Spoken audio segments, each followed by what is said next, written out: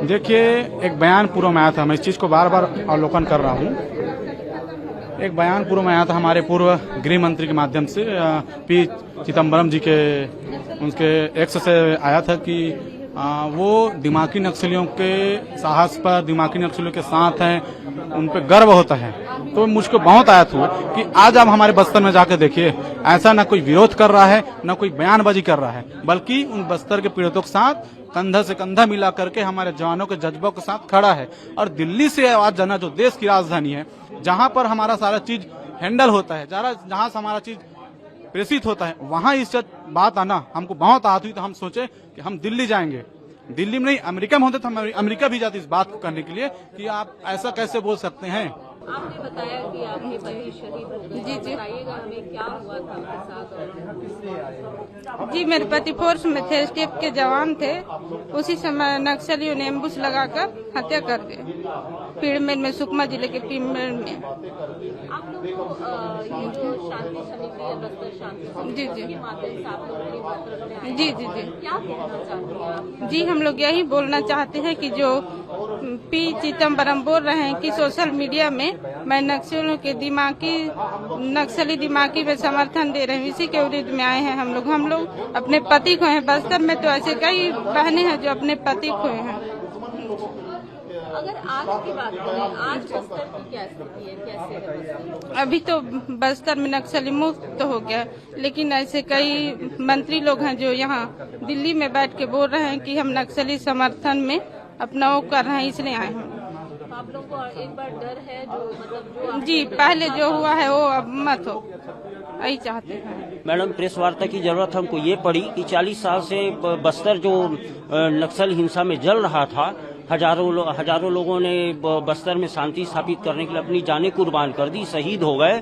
और आज जब बस्तर अपने विकास की ओर अग्रसर है, तो क्या ये दिमागी नक्सल होने पर हमें गर्व है बोलकर क्या बस्तर को फिर 40 साल उसी नर्क की आग में झोंकेंगे? फिर वही शहीद होने का सिलसिला जारी हो जाएगा, वही बम बारूद फटने फिर जारी हो जाएंगे? क्या बस्तर को विकास नहीं करना चाहिए? मैडम, बस्तर को विकास करना चाहिए। ये मानसिकता वापस हमको 40 साल पीछे वापस ढकेल देगी, उसी मानसिकता में जहां फिर ब्लास्ट होंगी, फिर गोलियां चलेंगी, फिर जवान शहीद होंगे, कई के घर उजड़ेंगे, कई बहनों के भाई जो है शहीद हो जाएंगे। मैडम, तो ये ऐसा नहीं होना चाहिए। नक्सली जो दिमागी जो मानसिकता है, वो हकीकत में हिंसात्मक रूप को हम समझते हैं, जो हमने बस्तर में हिंसा के रूप में देखी है। जी, बस्तर से आए, जिला बीजापुर। हमारा भैया लकड़ी के लिए जा रहे थे, 3 लोग, हमारा चाचा पापा, हम लोग 3 लोग जा रहे थे।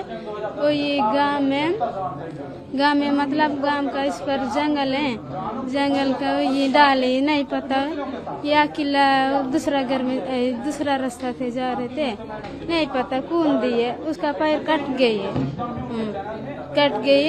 हम फिर उसके बाद कैसे करें, हमारा पापा घर गई, घर से काट लाए, काट से के घर ले जाए, घर ले जाके वहाँ पुलिस कैंप में बता दिए। कैंप में बताने से उन्होंने आके इधर जगदलपुर लाए थे अस्पताल। तो आप उनको लेकर आए हो, आप लोग का परेशान हो? अभी उन लोग कैसा रहेंगे, उनका जिंदगी बर्बाद हो गई है ना। उसका शादी हो गया, लेकिन उसको बाल बच्चे लोग भी नहीं है।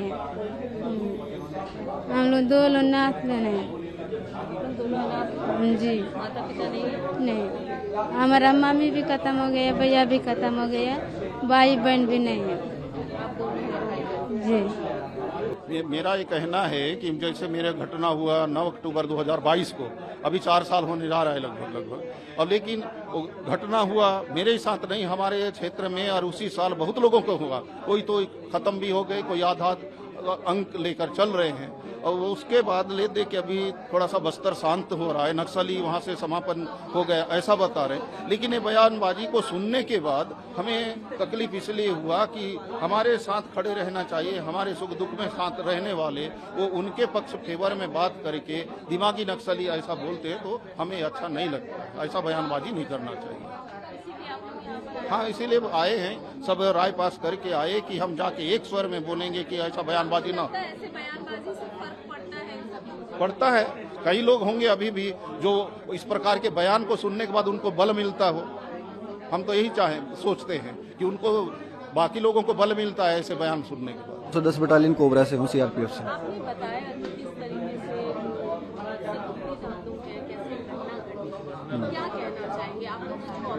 यहाँ आने का क्या मेन ऑब्जेक्टिव? मैं सीआरपीएफ को यहाँ पे रिप्रेजेंट कर रहा हूँ। उन्होंने सीआरपीएफ ने और जितने भी सिविल पुलिस ने जितनी भी जानें गंवाई हैं, कई लोगों के अंग चले गए, कई लोगों ने जान गंवा दी, बिल्कुल कई लोगों की डेड बॉडी भी नहीं मिली, लोगों है ना, उनके पार्ट्स मिले। तो मैं इन सब जो अभी फिर से एक साइकोलॉजिकल और एक आइडियोलॉजिकल जो ये ट्रेंड चल रहा है दिमागी नक्सल होने का, इसको मैं बस ये कहना चाहूँगा कि इन नक्सल मुक्त करने में बहुत खून बहा है, बहुत मेहनत लगी है, बहुत सारे ऑपरेशनल